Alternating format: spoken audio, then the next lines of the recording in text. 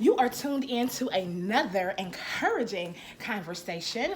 And today I have a very special guest with me, none other than the owner, operator, and CEO of KC Caffeine, none other than Mr. Jason B. Manuel. Hi guys, how are you doing today? Hey. So we already were on Facebook Live. You guys are not going to get a chance to see that, but just so you know, if this is your first time tuning into a conversation is supportive, encouraging, balanced dialogue between two or more people exchanging information and ideas for growth and success. I forgot to say that on right? On your thing when we introduced it. But anyway, so we're going to just be talking. Going to get real candid. The title of this conversation is Gay, Petty, and Educated. Listen, because those are the three things that I am: gay, educated, and petty. And I have a jacket to back it up. Yes, I'm serious about this. You know, I'm gonna straight screenshot that photo, and that's gonna be out here. So yeah. So just giving a little background, Jason and I met about 3 years ago. 4 years, almost. It's 4 years ago. 4 years ago, because you started in 15, right? Yeah. We met about 4 years ago at the job that we currently hold together, our 9 to 5s, and it was almost an instant connection when Jason and I hooked up, you know. And the crazy thing is the way we show love is through like sarcastic humor. We are sometimes some of the meanest people to each other, but can't nobody else be mean to Jason. Try it. And can't nobody else be mean to Kim. Do it if you want to. Do it if you want to. And everybody know you can't say nothing about Jason. And everybody know you can't say nothing about Kim. Don't do it to yourself. This is my brother. This is my work husband. This is my lifetime friend. We're going to be friends to the end. To the end. Yeah. In the nursing home together, like, who, girl? Right. Jason, get up. I need you to push me.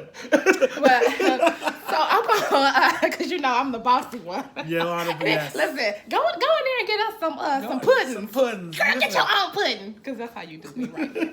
So anyway, I have a few questions that I want to ask Jason. Jason already mentioned to you that he is a gay Black man. He is unapologetically gay and Black, and that is okay with me. I love him just the same. But I've had a few questions. Okay. First of all, when and how did you come out? That's an interesting conversation because there's actually more than one answer to it. Oh.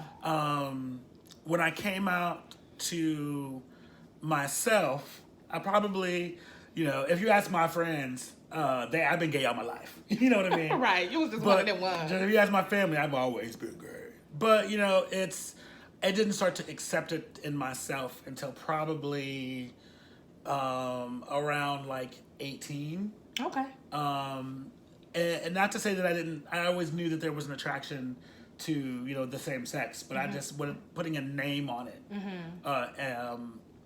Because I grew up religious and I knew what that meant. And then when I was 19, I was outed. 19, 20. I was outed by a friend. And who did the friend tell? Told my parents. Oh wow. And so I had to like shuck and jive and figure out a different way to clean that up. Right. Because I wasn't ready for those kind of conversations. I didn't know how my parents would handle it. I have a sibling who also is gay. Okay. And that didn't go well in the beginning. It's fine now, but it didn't go well in the beginning. So I was very careful as far as what I said and who I presented to my parents.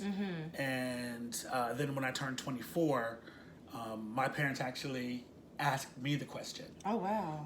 And it's a funny story because I went with my mom asked first, and I was like, I don't ask you what you do in your bedroom, don't ask me what I do in mine, and things will be fine. Right. And which kind of was the roundabout way of being like, yeah, I'm gay. And it actually, and then my mom was like, well, you need to tell your dad. And so I went to my dad, and he was laying on the couch. He was laying on the couch watching, or in the bedroom watching the football game. And I was like, Dad, I have something to say. And he was like, what? And I was like, do you... All while watching football. All while watching football. And I'm like, I don't ask God what you do in your bedroom. Then ask me what I do in mine. And he was like, are you messing with little boys? And I said, no, Dad, that's gross. And he said, I don't care. Right. Are you happy? Wow. You know, and my dad is who I was very scared High to have that five, conversation Dad. with, because you know my military had that, you know, very kind of conservative attitude, and for him to be just like, if your happiness is what I'm concerned about. I'm not concerned with, you know, who you sleep with. Although my mom says, you know, that like I didn't come out to her till last year. Although I've been in a relationship, you know, with the same man for 10 years. Right. You know, that she's met. So, but, you know, it is what that is. I love And your so mama. she's so great. But it's still a work in progress as far as, because I feel like you never actually stop coming out. Okay. When, you know, because every person that you meet, every new person that you meet, any relationship that you build, there's always that, I don't know how they're going to react to my sexuality. Oh, really? So that's like, is it a fear? Is it a There's always a level of fear, and I think one of the things that conversations that we've had, you know, privately off camera about, sometimes I feel like I buck.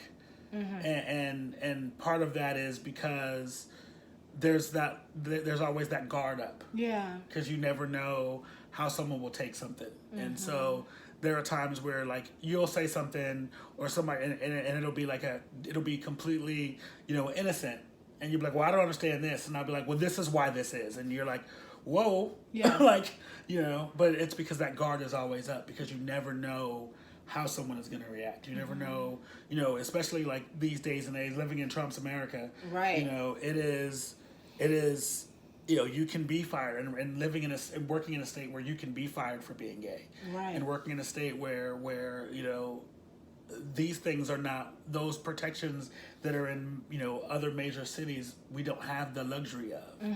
And so, you know, there's a level of fear in mostly any situation, and you don't know how people are going to react physically. You know, when you look at the people out in, you know, the way that trans Black women are being murdered at the rate they're being murdered at, just for simply living their lives. So it's a scary thing sometimes. Do you have any statistics on that? I don't have any statistics right now. I didn't prepare for that question. Right. But I know that it's at least one a week. Of a Black trans woman that you hear of. Not necessarily that and they're literally doing things like walking to the store. Oh my goodness. You know, and it's that they're being murdered. There's in Texas and Florida and, you know, everywhere. And it's not something that we as a community, you know, in the Black community, we talk about. Right. You know, but it's scary. And, you know, it's because of that. And I'm, as someone who's not trans, I look at those situations and I say, you know, they're but the grace of God go I. You know, it could have easily been something else. Right. You know, and so yeah, you do keep that guard up, especially around new people. Especially around people that, like, you know, when in workplace settings or in settings, like, I don't go out to bars anymore, but when I did, especially going to straight clubs, I would be the dude that would be like this, because I look big. You know what I mean? Yeah. I look but big. you a soft teddy bear. Right. And so I would just sit there and just wait, because I'm waiting for something to pop off. You know, especially if I'm with, you know, some of my more flamboyant friends, and I'm pretty damn flamboyant myself, but you know, some of my more, you know, further down that scale, I'm just waiting for something to pop off, because if I got to knock heads together, we're gonna have to knock heads together. It just is what it is. Period. And it can be tough. But what I'm hoping is that by like having these conversations, and through my own podcast and my own platform, that we're starting to like lessen that a little bit. People are starting to understand that beneath all of that, I'm still human. I still put my pants on one leg at a time. You know, I still have hopes and dreams and aspirations and things that I want to do. And who I sleep with matters less, especially if I'm not trying to sleep with you. Exactly. You know what I mean? Exactly. So let me ask you this question, because we both kind of talked about being religious, and and we've both talked about how we grew up in that type of setting. And it's a two-part question. Okay. There was one day we were having a conversation through Skype, and you had mentioned that if you could turn being gay off, you would. Absolutely. You say if you could turn that off. So, first question, are you saying that you don't want to be gay? I want to be who I am and who I feel that God made me. Okay. And regardless of anybody else's, personal feelings on that, I feel like the God made me the person that I am to go through the things that I go through and to do the things that I have to do. Right. And so do you see gay as being a problem? Not anymore. Okay, but at one time you did. At one time I definitely did. Okay. Now I kind of see it as another aspect of my personality. It's a lens that I see the world through, and in some ways, it's much better than the alternative. You know what I mean? Like, we won't get into that conversation here on this page, but it's for a while, yeah, I definitely was. I remember, praying and asking God to take this away from me because I don't, because I can't handle it. Right. I don't, as a Leo and as the teddy bear that I am, all I want is to be loved. Right. Have you ever been attracted to women? Was there ever an attraction to women? Yeah. I mean, I say that, I make the joke that, like, I've been down that road, I just didn't buy real estate. I like that. That's cute. Like, I've been down that road. I just, didn't buy a house. It's fine. Right. There have been women that I've been attracted to. There have been women I've been in love with. Right. But I also know where that isn't where my heart is. I could not see myself marrying a woman, or standing up before God and saying, I'm going to love, honor, and obey this woman or cherish this woman all the days of my life. Because that would be lying in the face of God. Because I would love, honor, all of that stuff. I could do that. But at the end of the day, where I would want to be would be with a man. Is it just that that's your sexual desire is to be with a man, or is it the emotional it's both. desire? Okay. It's both. Ever since as long as I can remember, I've been when I see, love and that person that you're supposed to be with, it has always been a man. The feelings of love and attraction that I have with women aren't necessarily the same. It is, even though you grew up in a household with a mother and a father, married, loving, father supports the home, and that's still that. Even though you had that example, that was still true. It wasn't where it wasn't. That's not what I saw for myself. Right. And like, the women that I have loved and been romantically involved with, it always felt like I was playing. It wasn't authentic. It didn't feel authentic. Yeah. And it didn't mean that I didn't love them. Right. It just didn't feel like me. And when I met my current partner, that felt like home. And so it's, to kind of go back to the question that you asked before, I said yes to what I take, if I could turn it off, I would turn it off. And part of that is that religious background and that wanting to be normal and like everyone else. Yeah. And because I think that in some ways life is easier because that's the default. That the default is heterosexuality. To be the default makes life easier. I can, I don't have to wonder what people's intentions are with me. I don't have to wonder where, how someone's going to react to my mere presence as a gay man. Now, I have to wonder about that as a black man, right? Of course, right. But as a gay man, I don't have to wonder about that. That's something that's another thing that I can take off. Yeah. I can check that box off and be like, we're good on that. So that actually segues me into my next question. Being a gay black man, and we work in a predominantly white corporation with straight white men, how do you deal with your day-to-day? Is there any anxiety? Because we know you've had your level of anxiety because of some other things, but does that draw in a level of anxiety being who you are where we work? Yes and no. I think that part of it is I feel like I I have gotten comfortable in my own skin, and because I've gotten comfortable in my own skin, I'll be damned if anyone's going to make me uncomfortable. I know that's right.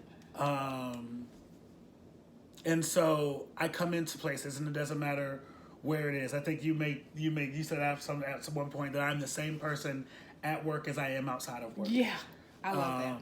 And that is because I'm finally to a point where I'm comfortable with who I am, and I'm not changing for anyone. Right. So the same smart, sarcastic, cute little the stuff. Me, you're gonna get that no matter what. Yes. And so you're going to adapt to me. I'm not adapting to you.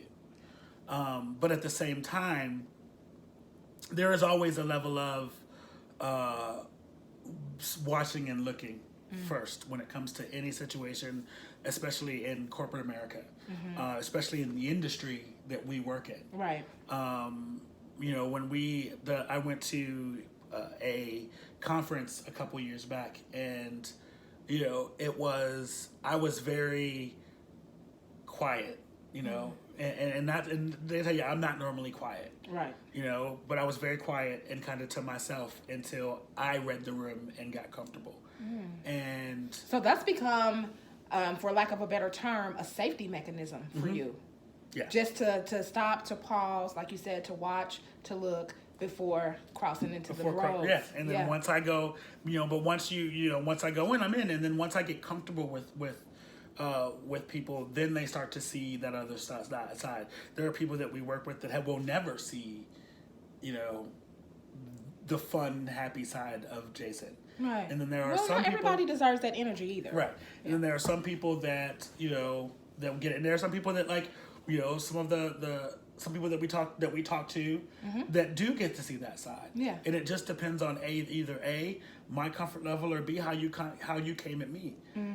Or if I've heard you say something that I thought was suspect. Right. Oh, okay. So now I know how I got to come at you. Yeah. Let's just change this whole situation, and we're not even gonna play these games. So you're just at the end of the day, I'm 100% myself, but I'm still very cautious with my interactions and my dealings. I want to because we don't have a whole lot of time, and there's like two more things that I want to get to, because we're talking about the gay. We might have to do this as a 2-part episode. It may have to be.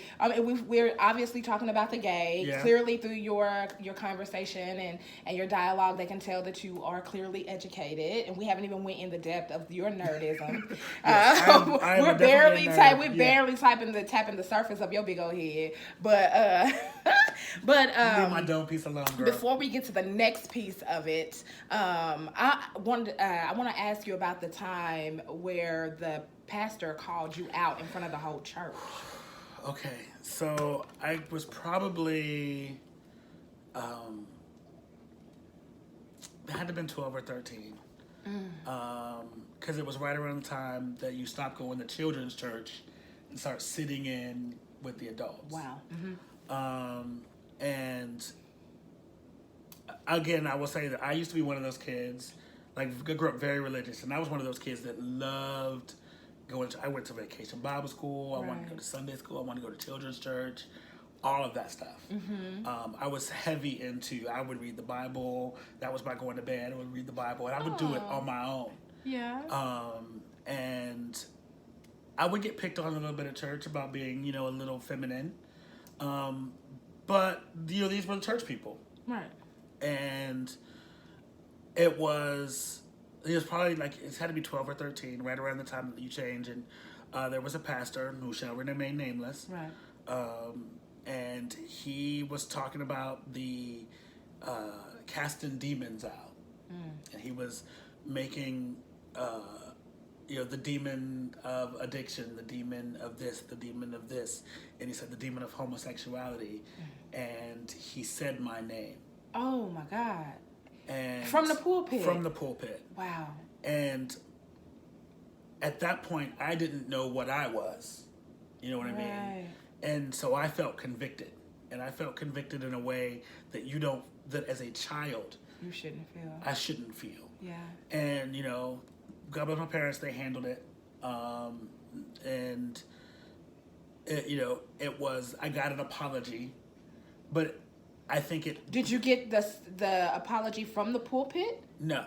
I got the apology behind closed doors. Oh, wow. But, it changed me, and honestly, it changed my relationship with God, because it made me I then, and it like, to me, honestly, if I'm being honest, I feel like it changed the trajectory of my life.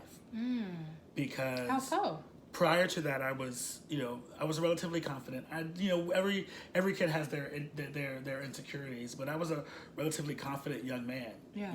I kind of knew what I wanted. I knew that I was a semi-decently attractive, fun, bright person. On that, semi-decently. You know you cute. What's up? And after that, it changed how I felt about myself. Yeah. Because now, it became, God didn't want me. And we let someone else's opinion of us dictate how we feel about I felt about me, and not only how I felt about me, but how God felt about me. Right. And for years, like it soured me to the church. It soured me to God. It soured me to because I was like, if God don't want me, people, the church, yeah. If God don't want me, I don't want nothing to do with Him. And it was never. I never became an atheist, because I've always had that strong belief. Right. But if that Bible say that I ain't going, then what? All right, I'm gonna have fun while I'm here. I ain't gonna trip. And then it wasn't until I was probably in my mid to late 20s that I said, I'm gonna give this another chance.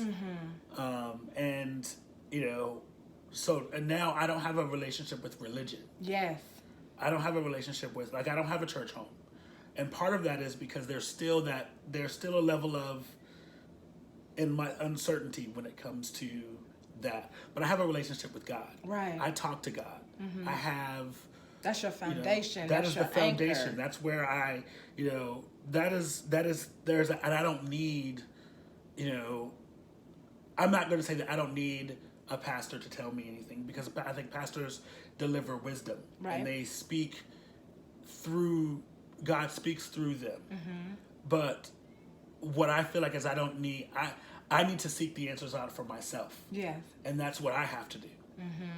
And so, if I'm invited to a church, I will go. Right. But the odds of me going and joining a church, slim to none. Slim to none. Yeah. Because I don't see, I don't want to say I don't see the need, or I don't see because that's not what I mean. But for me, that isn't where I don't feel like that's the path that God has me on right now. Right. Well, you know what, the thing that I say about organized religion, or in our relationships with God, is that God is Mother, Father, God. I see God as Mother, Father, God, the duality. He's all encompassing. I say He, but is like a mother-father relationship to their children. You have how many siblings? 5? I have 3. 3? Yeah, I have 3 sisters. Why I think it's 5? It's 4 of y'all. It's 4 of us, yeah. Okay. Your mother and your father, in their finite being, and they know how to, they have now established a relationship with each of their children individually. Your mother and your father love all of their children equally, but your relationship with your mom is different than it is with the rest of your siblings, right? Correct. So if we, in our finite being, in our finite minds, know how to have that type of relationship with our children, with our significant others, how much more powerful is God? Right. So for me, I understand what the Bible says, and I'm not here to dispute that, and I'm not here to put my religion off onto or my belief off onto anybody else. But what I like to say is that no one knows the thoughts of God. Our thoughts are not His thoughts. Our ways are not our ways. So the way I say it is, God created all of us, and if like you said, you went to God and you prayed to God and you asked Him to take that away, God is so powerful that if it was meant for Him to take that away from you, He would have. Right. You know what I'm saying? I mean, like I say, I'm not a preacher. I'm not a theologian. But that's just my personal belief, and and to me, that's what everything boils down to, is the belief system. Here's the thing that for me, I have, I look at God and science. You know what I mean? Okay. From the same thing. Like, you kind of can't have one without the other. You got to have both of them. And science and sensible gays have been telling y'all that these things don't happen. And through God, all things are possible. So I believe that if that was meant for that to be, that would have been. And by me asking and saying, God, take this away. Yeah. If he wanted that to be gone, Yeah. it wouldn't have been no question. I'd have woke up and been like, I'm in love with that woman over there. You know what I mean? But that's not what happened. Yeah. And so there is a reason I'm here. Yeah. And it's the reason why you are who you are, the way you are. The way that I am. Yeah. And so, it is nobody else's. When I stand at the pearly gates on my day of judgment and he says, depart from me or come on in. That's God's judgment. That's God's judgment. That's not mine. And all I can do is hope that I lived the life, that I lived a good life and were good to people and did the things that I was supposed to do. Because it doesn't matter how many, reverends you got in front of you and how many, if all you did was judge and you weren't good to people, he going to tell you to ride out too. Because there are plenty of church folks that's going to be right in the pit. There and we're gonna move right along because not to get too super churchy because I can go there. But there is a scripture that says that when you make it to heaven, you're gonna greet God and God is gonna greet you, and God is gonna say, "Come on in, my good and faithful servant. You've been faithful over a few things." And He's gonna look at you and say, "When I was hungry, you fed me. When I was naked, you clothed me. When I was without shelter, you gave me a place to stay." And you're gonna look at God and say, "God, well, when did I feed you when you were hungry? Or when did I clothe you when you were naked? Or when did I give you shelter when you were homeless?" And He's going to say, "When you did it for the least of them, you did it for me." Right. So for me, it's like you said, it's about what we do for people, and it's about our heart and our genuineness. And no matter who I don't care who you lay down with, what your sexual orientation is. At the end of the day, Jason, you have one of the most purest hearts I have ever come in contact with. And you said this on your introduction and your dialogue that you are so grateful to know me, but the feeling is mutual, baby. I love you so much, and what I love is genuineness, authenticity, and like you said, you are the same all the time. So even though I know what happens, I don't know really what happens in your bedroom, but even though I realize that you are in a same-sex relationship, honest to God, I don't even see that. I see the person, and I think that's what God sees. I think He sees, if I can see that, because I ain't nowhere near God, okay? I see Him on the daily. But sometimes twice, girl. Right, don't tell my business. But I think that's the most important. You're genuine and you're loving, caring heart. Okay, so real quick, because we got real deep, real serious, real fast. Top 5 things, or no, the most pettiest thing you've ever done. Okay, listen. Because you gay, you educated, but you petty. I'm petty. Okay, so here's the deal. As you swoop this ponytail around. I will tell you the pettiest thing I ever said. Okay. The pettiest thing I ever done is not appropriate for this. Not recording appropriate. Okay. So I remember we said we worked at the same position at some point for the same company. When I was working for that company, I had this woman call and she said she had to do a couple of things. And one of the things that she needed to do was she needed to pay. She needed me to credit her bill by her bill amount because she paid it. She paid it in the store. So I asked her if she had a receipt. Mm-hmm. She said, "No, I don't keep those things." Who keeps those? I was like, "Well, ma'am, that's the only record of payment of that. So other than that, we can't do anything." So we're going back, and I explained this to this woman 2-3 different times. Right. So finally, she's like, "Well, can you get me to somebody who can track my payment?" I said, "Ma'am, the only person who can track your payment is Jesus, and He don't work for Sprint." Okay. Right. Because she had pushed me to my absolute limit. Yeah. It's here's the thing about pettiness. I'm about to say, why are you so petty? Here's the thing about pettiness. Petty LaBelle. Petty White. Listen, because it's about matching your energy. Okay. And me and you, we have a relationship where we can be nice, nasty to each other and be sweet, and it's all good. Mm-hmm.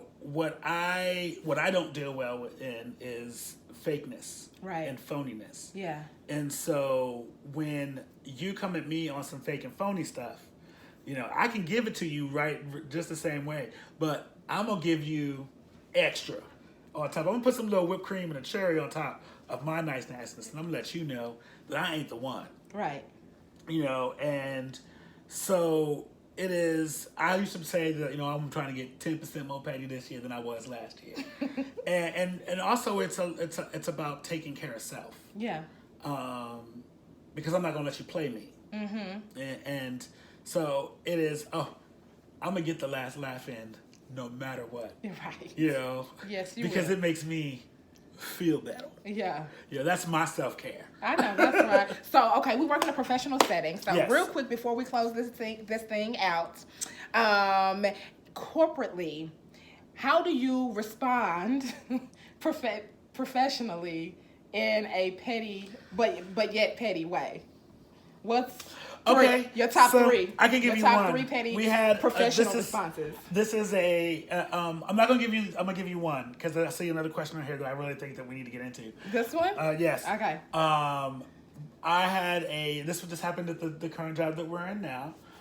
When I first started there, and as you know, the job that we work at right now there's a lot of attention to detail. Yes. It can be very difficult, and I was very new, and I had missed a line on an order, and it caused all the other line things to be off by one. And this man called me and cussed me slam out. I think I had maybe been there for like 3 weeks at that point. Oh wow. And he's like, if you understand that my POs are always right because I never make mistakes. And blah blah blah blah blah blah. And I was like, okay. So not even 3 days later, I get one PO from this man, and I look over it and I see a mistake. So I pick up the phone and I get on the phone and I'm like, "Hi, may I speak to such and such?" And get on the phone and I'm like, "So yeah, I see that your PO says this, but in our system it shows this." He's like, "Oh, I must have put that in wrong." I said, "It's okay, sir. Everybody makes mistakes." Yeah. Petty. Everybody makes mistakes. Everybody makes mistakes, because according to him. No. Okay, so let's go. Last thing, and then we're going to close this thing right on out. All right. Top 5 things you should never say to a gay black man. Number 1. Okay, so are we going to do it number 5? Number 5 is, which one of you is the girl? Because... Don't say that. Don't ask that question. No, because neither one of us is. Oh, okay. Neither one of us is. Right. Number 4. Number 4, for me, now I can't speak for nobody else. Right. For me, it is anything that is stereotypically gay. So don't ask me if I watched the last episode of RuPaul's Drag Race, because I didn't. Okay. You know what I'm saying? I thought you watched that show. Sorry. No, I don't. Okay.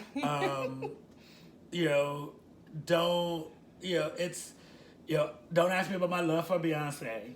I mean, I do love Beyonce, but that's not because I'm gay. It's because it's Beyonce. Right. You know what I mean? But the hive will get you. Yeah. Number 3, I think this one is the most important. Don't ask me. Ooh, this is actually much more difficult than I thought it would be. You're out of the camera. We need to get back in here. Don't ask me, have I tried it? Have you even tried a woman? Oh. I kind of asked you that question. You have, but yeah. Don't do that again. Okay. Well, because it's the same thing where because that's a question that's easily flipped on its head. Mm-hmm. Somebody asks me, well, have you ever tried a woman? Right. You know what I mean? Especially men will be like, if you never tried vagina, how you know? Well, have you tried it? Right. Because how you know? Because how you know? Number 2. That really should have been number 1 for real. 5 top things to never ask a gay black man. Do you only... Okay, number 2 is... especially if you see a black man dating someone of another race. Do you hate... Is it because you hate your own race? No. But I see that no different than a black man dating a white woman. People say, people all the time, is it because you don't like your own race or you're not attracted to your race? No, that's not it. That's just the person that I found happened to be someone of a different race. Right. That does not mean I don't find black men attractive or I don't find black women attractive. Right. You know, if like for me though, like they are, I find myself attractive sometimes. So clearly, you know, I find, but so don't ask that, you know, understand that people fall for who they fall for. Right. And that's, The heart loves who it loves. and I think the number one thing really is, don't ask me to be your best friend. Or don't ask me to be your gay best friend. Because if the connection is there, that's going to happen no matter what. Right. You know what I'm saying? But because it tends to be, what tends to happen is, say, you know, we just meeting, you're like, oh, you're going to be my new gay best friend. Probably not. Right. And usually in those situations, as soon as something goes left, then it becomes, oh, F with that, blah, blah, blah, blah. Oh, yeah. You know what I'm saying? And so I tend to notice that the sooner someone tries to latch on to me because of my gayness, the quicker they will be to throw that very same gayness in my face when, you know, in an argument or in a discussion that gets heated. Okay. So I know I've said this probably like 40 times because this is how we do when we on the phone. I'm going to say this last thing and then I'm going to hang up. Okay. Okay. You know, my show is all about encouraging. Yes. Inspiring, empowering, encouraging. What is one thing, if this was the last time anybody would hear from Jason, which we pray to God that it is not, what is one thing that you can encourage, not just gay, LGBTQ, black men, whatever. What is one thing that you can encourage the people with from your perspective, from your lens?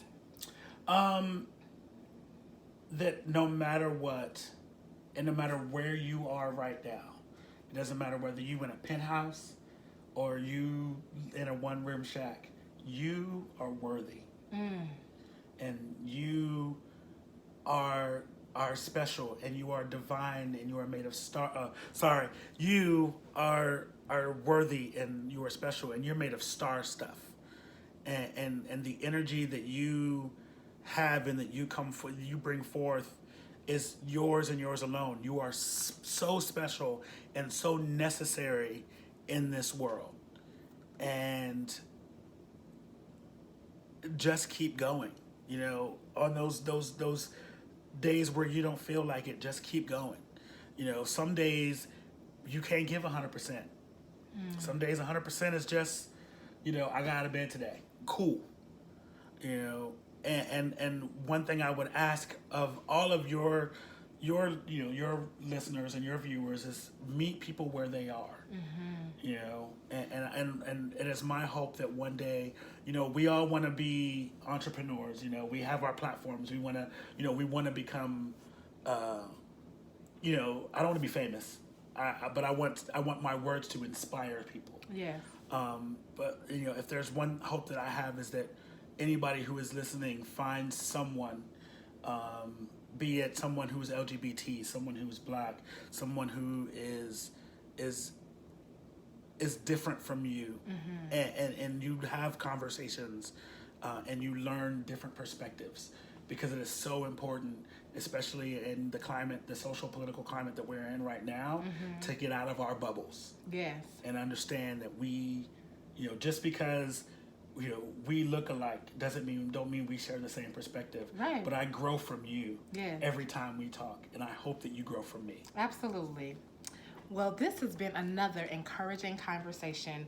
Love yourself, be yourself, and be encouraged. Bye, guys.